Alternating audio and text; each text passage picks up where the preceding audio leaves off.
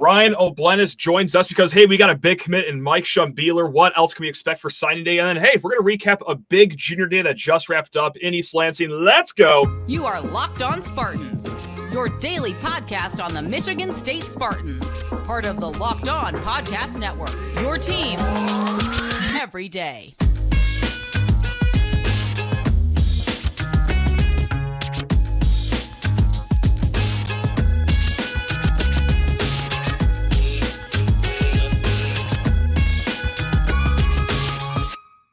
Today's episode of Locked On Spartans is brought to you by FanDuel. Make every moment more. New customers join today and you'll get $200 in bonus bets if your first bet of $5 or more wins. Just visit FanDuel.com/locked on to get started. Spartan friends, Spartan family, Locked On Spartans listeners. Hey, it is a commitment episode here on Locked On Spartans because Mikeshun Beeler, just 2 days ahead of the second signing period for football, he pledges to the green and white. But before we get into all that, hey, it's Ryan O'Bleness of Spartans Illustrated. He does all things recruiting there. Go subscribe to the wonderful people at Spartans Illustrated. Ryan, what does this commitment of Mikeshun Beeler mean to our Michigan State Spartans? Well, it's pretty significant because if you look at the 2024 class, I think probably the biggest glaring need was interior defensive lineman or defensive tackle. And then this is a kid who has like 30 plus offers. He didn't sign anywhere during the early period. He's from Chicago, so, it's not too far away from home for him. Yeah.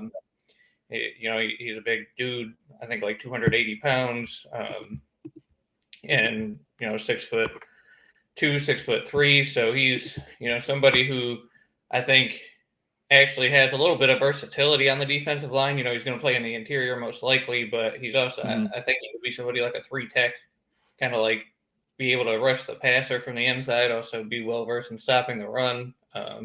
It was definitely much needed for MSU that, the Spartans were clearly targeting some sort of interior defensive lineman. The previous regime didn't really do them, a lot of favors in recruiting in that regard. No. So, huge for depth and moving forward. Yeah, we had an episode on that last week when things were trending in the right direction for Mikeshun Beeler, Dimitry Nicolas, the guy that we'll get to here in a quick second. But if anyone missed the episode last week, I'll do the Spark Notes version.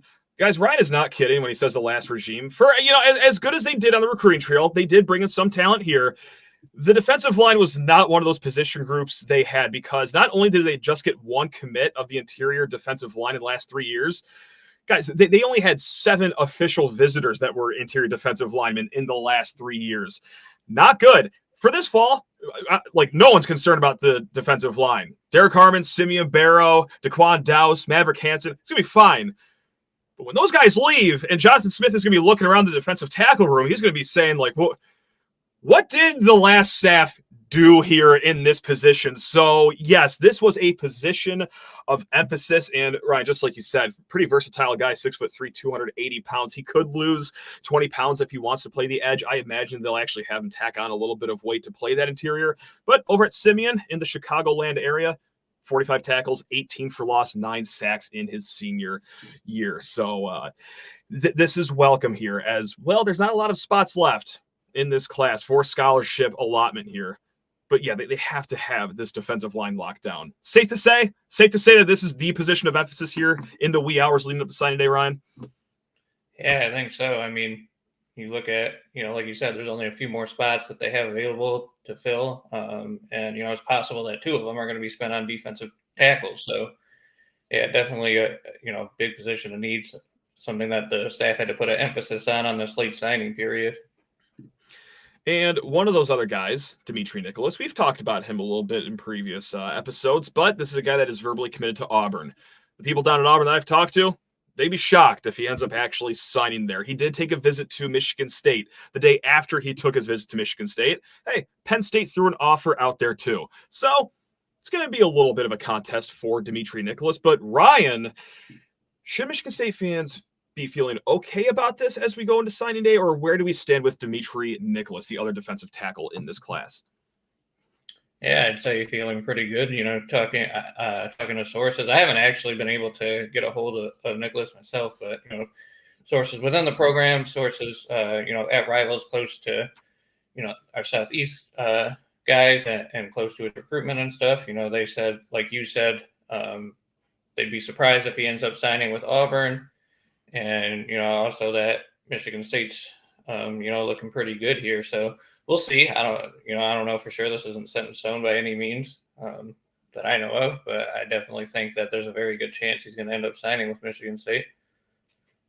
That kind of reflects the whole, Jonathan Smith recruiting era so far. I know it's only been 2 months, a little over 2 months now at this point, but saved a lot of face during the early signing period. But now, he's coming in just like we talked about. Really, really honed in on a position of need here in the future and got 2 defensive tackles potentially for this class. So you could feel pretty good about that if you're a Michigan State fan because, again, that is a position that was completely neglected. I'm not quite sure what Dyron Reynolds did last year. It really says a lot that Mark D'Antonio had a bigger impact on the program last year than Dyron Reynolds did in his 1 year there. I know it's very mean to say. Those words are coming from me, not you, Ryan. You're much more diplomatic than I am, but how did it get to this point? But luckily, Jonathan Smith is doing what he can to kind of dig Michigan State out of that hole that would have been a problem long-term for defensive tackle. I know there's transfer portal options, but hey, the correct way to do it here is just homegrown, develop them through your own system. But I digress. We're done railing on it because it could be sunnier days ahead here for the defensive tackle position. Now, there's not a lot of drama for signing day, okay? There is just one shred of it, though, and that is Jaden Walker from Portage, Michigan, linebacker. Yes, he is verbally committed to Michigan State. Lincoln Riley and the USC brass did an in-home visit last December. He's very comfy with the Trojans. As we head into Wednesday here, Ryan, is your guess as good as anyone else's, or where do things sit with 3-star linebacker Jaden Walker here? Yeah, I mean, the latest I'm hearing as of today is that it's truly 50-50. Gotcha. Nobody actually knows what he wants to do. I know things have been trending toward USC online on certain other sites and stuff like that. But, talking to sources around MSU today, they say, really my guess is as good as theirs. It's truly 50-50. And, with that said, I did talk to Jadyn today briefly, and he said that his mind is made up. He knows where he wants to go, but he's not sharing that until Wednesday. Obviously I'm not going to press him about that. That's his business, his prerogative. And, it's obviously been a very difficult process and decision, I'm sure, for him. It's a huge thing for these 17-year-old kids who got to pick, where they want to go play in college. And, if you're thinking about going to play at USC on the other side of the country, that's a big decision. So, but yeah, he's taking his time with his family, and he's decided what he wants to do, and everybody else will find out Wednesday. Michigan State would obviously love to keep him in the fold. He's an in-state prospect who, committed the day before Mel Tucker got suspended. That's brutal timing, by the way. Poor kid. And that's what he was waiting for his whole recruitment up to that point, was that offer from Michigan State. As soon as that happened, he committed. And so, but then USC came along, Lincoln Riley, Deanne Lynn, the new defensive coordinator, immediately made him a priority. I think he's a good fit in Lynn's defense. As you mentioned, they came in and did an in-home visit. I think they visited his school multiple times. So yeah, right. That's not easy for them to get to for doing it. No kidding. Right. So they're clearly been putting a lot of emphasis on him and making him a priority and making him feel good. Michigan State, though, has been doing the same thing. They got him back up for an unofficial visit recently. They've been going to his school often. He told me Joe Rossi is somebody that he really believes could develop him and get him where he needs to be, and he really likes Rossi. So we'll see. We'll see. Yeah. So that's nice to have, a little bit of excitement on signing day, whether it, turns out good for the Spartans, whatever. They still do have a really solid linebacker in this class, Brady Pretzlaff. Not to talk about a Spartans Illustrated competitor, but the fine folks over at On3, they are very high in Brady Pretzlaff, actually. They have him ranked as the number 9 linebacker recruit in the nation. Like they are sky high on Brady Pretzlaff. So if it does work out for Jaden Walker, it's not like the defensive tackle position where you're wondering, oh God, where is everyone? Like Michigan State is in good standing. Well, incredible standing with Brady Pretzlaff. He's already on campus with another linebacker. We're going to get to some future recruiting, 2025, because that's just a year we're talking about now. But first, Ryan, I hate to do this to you. Such a nice guy. But I got to send you to the bench because I need to talk to people's ears off about FanDuel Sportsbook, America's #1 sportsbook. Happy Super Bowl to all those who celebrate from FanDuel. Like I said, America's #1 sportsbook. If you're like me, Super Bowl Sunday is all about scoring the best seat on the couch, grabbing your favorite football snacks, placing some super bets, and that is my favorite part of Super Bowl Sunday. Sure, the commercials are fun. Yeah, the camaraderie is fine, but really, it's all about placing some wagers. And I got one that I really like this morning on FanDuel. It is for Brandon Ayuk to have more receiving yards than Chiefs wide receiver Rashee Rice. Ayuk, slight underdog at +110. That is one of potentially hundreds of props available on FanDuel. You will collapse when you open up your FanDuel app and see how many bets you can make with FanDuel. They have hooked it up this Super Bowl.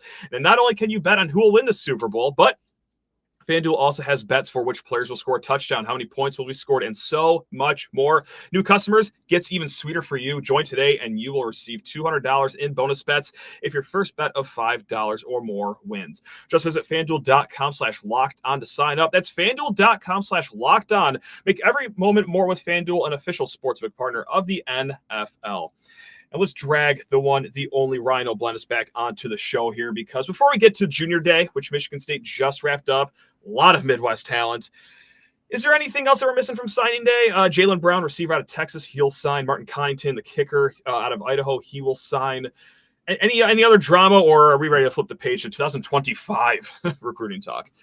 Yeah, I mean, there could always end up being signing day surprises, but yeah, those are all the names that I'm monitoring right now. Brown, Connington, Beeler, Nicholas, Walker. Keona Wilhite was a guy who got out of his national letter of intent at Washington after Kalen DeBoer left as coach. He took an official visit to Michigan State. He really liked the visit to MSU, but then he went to Nebraska. He also has been in heavy contact with UCLA, and right now that seems to be where he's trending to go. Gotcha. I'm glad you brought that up. Yeah, we talked. God, it feels like it's months ago now that we talked about Keona Wilhite. I mean, I have no concept of time anymore, but no, thank you for adding that and where he is trending right now. So as we are almost flipping the page beyond 2024, 2025 is already hot in the streets, Ryan, especially in East Lansing. Over the weekend, they had a big junior day, a lot of prospects onto campus. And just for a quick breakdown right now, 40 kids from the state of Michigan and 11 from the state of Ohio visited East Lansing. I got those numbers from Spartans Illustrated. You were updating that forum feverishly, so thank you very much for the hard work you've been doing over there. But is that just safe to say that this is kind of where recruiting is going to be going here? Is it going to be more of a Midwest style like the days of Mark D'Antonio? Was this just a way of Jonathan Smith getting himself acclimated with some names and faces here in the Midwest? Or how do you read that invite list that was just so Michigan, Ohio, and there's some Indiana too, like just Midwest dominant? How do you read into all that? Yeah, I think there ended up being like over 100 kids on campus or something incredible. But yeah, so it was a heavy emphasis on Michigan, Ohio, like you said, even some Indiana, the Midwest in general. But yeah, so one thing that Jonathan Smith said, right after he did his introductory press conference, there was a media scrum that I was at, and he said, there's a lot of talent in this area here in Michigan and Ohio and the Midwest. The best way for us to build our team is through this 4-hour radius where you can just get in a car and drive anywhere within a 4-hour radius and find talent and recruit them. And so that wasn't just lip service. That's what he is doing. So many of the recruits mentioned this to me specifically about how the previous regime kind of neglected Michigan and Ohio. Outside of the real top talent maybe.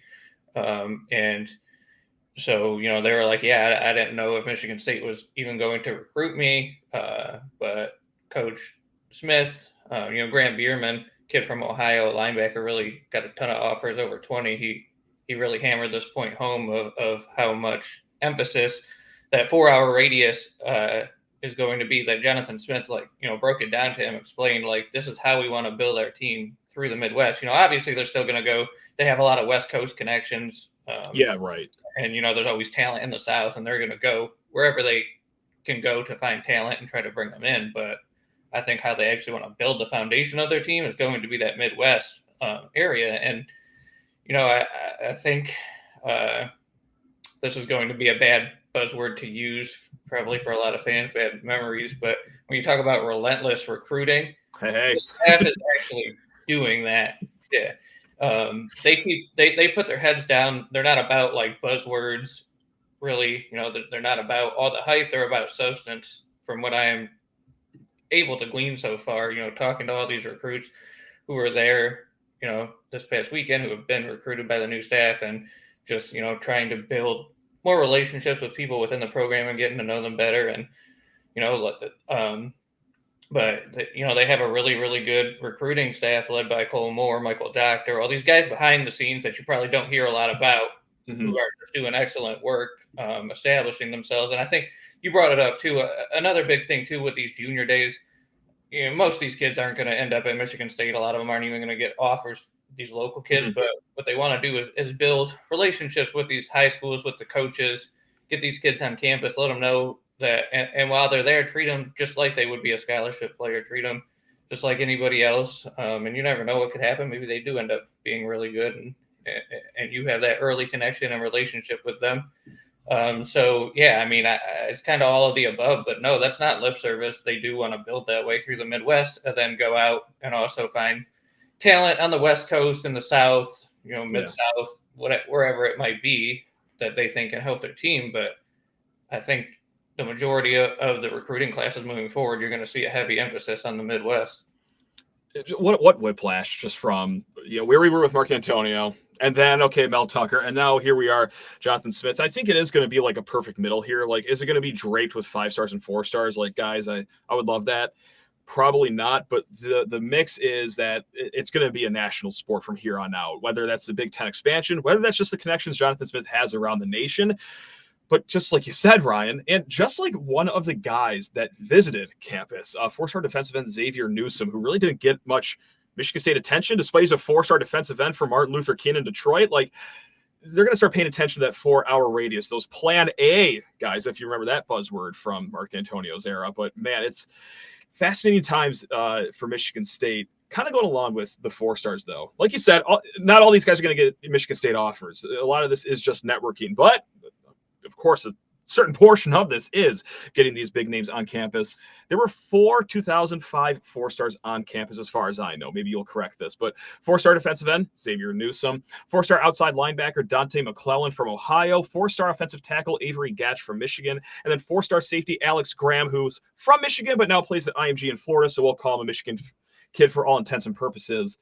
Of those 4, is there anywhere you're looking at as being like, he actually is talking really highly about Michigan State, and it isn't just saying nice things because they had them out for junior day? Like, how do you read the 4 stars in the room?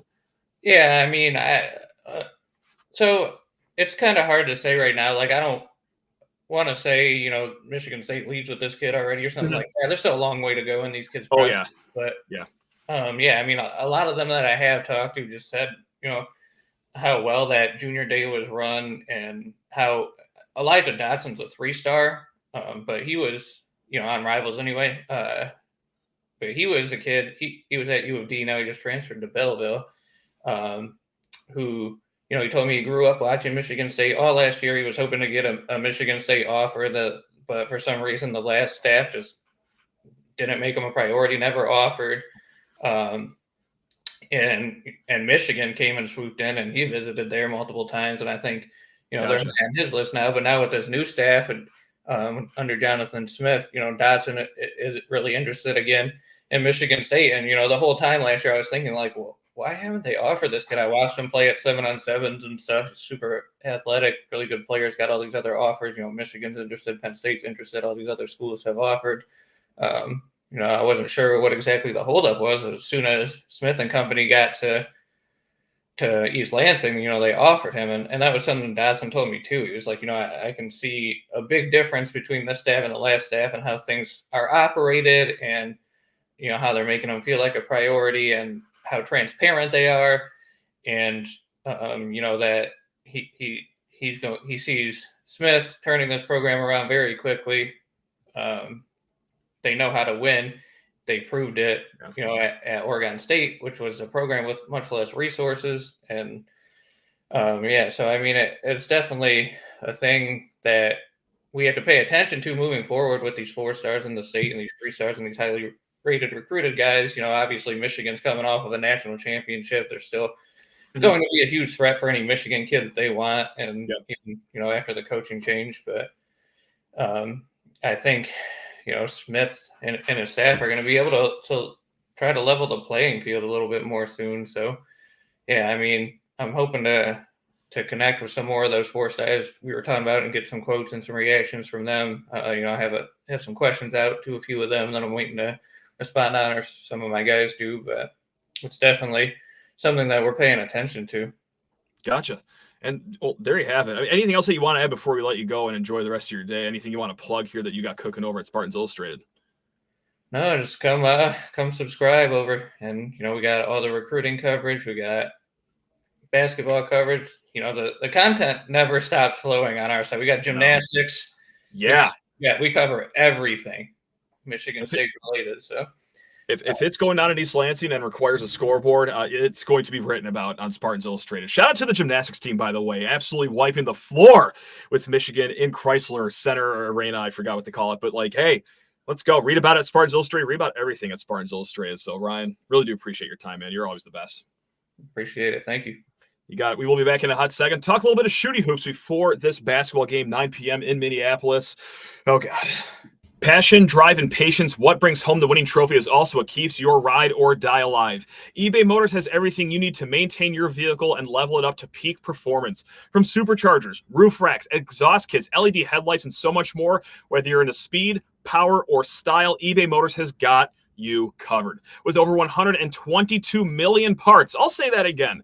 Over 122 million parts for your number one ride or die. You will always find exactly what you are looking for. And with eBay Guaranteed Fit, your part is guaranteed to fit your ride every single time, or it's your money back. Because with eBay Motors, you are burning rubber, not cash. With all the parts you need at the prices you want, it's easy to turn your car into the MVP and bring home that win. So what are you waiting for? Keep your ride or die alive at ebaymotors.com. Eligible items only. Exclusions apply. eBay Guaranteed Fit only available to U.S. customers. Now, we're going to talk a little bit about this basketball game, 9 p.m. on Tuesday, but just really quick, want to go to the mailbag here at lockedonspartans@gmail.com. This goes back to a conversation that we had with Spencer McLaughlin of Locked On College Football, and we got into, hey, did Michigan State's new head coach Jonathan Smith jump too early at the first gig? It was a good back and forth banter, and of course, a lot of State fans had some things to say about it, but there was one emailer that I wanted to point out here, Trey.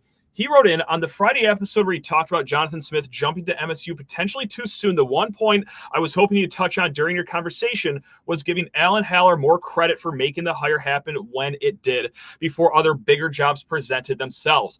Haller probably knew since last summer that he'd be hiring a new coach at some point after the season, so it stands to reason that he had more ducks in a row than any other AD out there to get the right guy over here before anyone else could take them.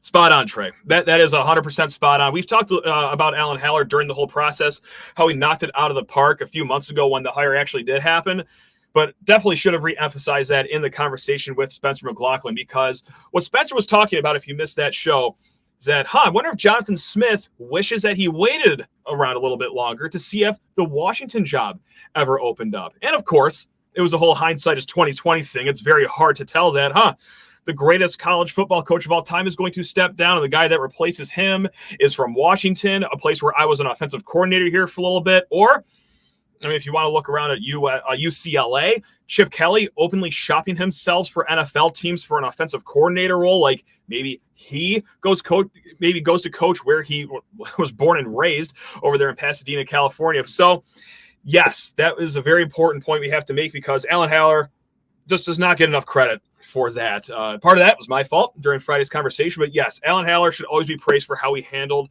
that hiring, even without the Washington job opening.